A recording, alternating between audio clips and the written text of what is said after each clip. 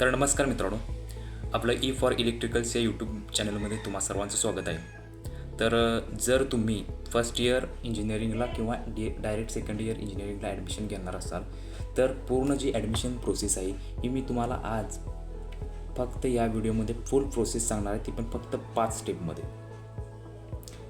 ते यात आपली पहिली स्टेप आहे ती म्हणजे ऑनलाईन रजिस्ट्रेशन, ज्यामध्ये आपल्या सगळा डेटा भरायचा असतो.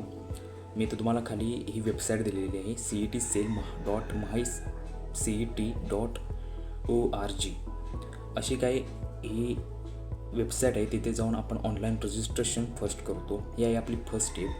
त्यानंतर आपली सेकंड स्टेप असते ती म्हणजे डॉक्युमेंट व्हेरिफिकेशन, जिथे आपली डॉक्युमेंट सगळे खरे आहेत का ह्याची व्हेरिफिकेशन केलं जातं. आणि त्याच्यानंतर थर्ड स्टेप आहे आपली ती म्हणजे मेरिट लिस्ट पब्लिकेशन, ज्यामध्ये आपला राज्यात कितवा नंबर आहे त्यानुसार आपलं कॉलेज कोणतं लागेल हे आपल्याला समजतं.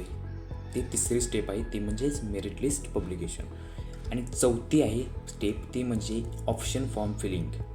यामध्ये आपल्याला ऑप्शन फॉर्म भरायचा असतो. कोणतं कॉलेज लिस्ट काढायची असते व तसंच ते कॉलेजची नावं ब्रांच टाकून आपण ऑप्शन फॉर्म भरायचा असतो. त्यानुसार आपल्याला कोणतं कॉलेज लागेल आपल्या टक्केवारीवर ते तिथं दिसतं. त्याच्यानंतर असतं कॉलेज अलॉटमेंट लेटर. ही स्टेप नंबर 5 आहे, कॉलेज अलॉटमेंट.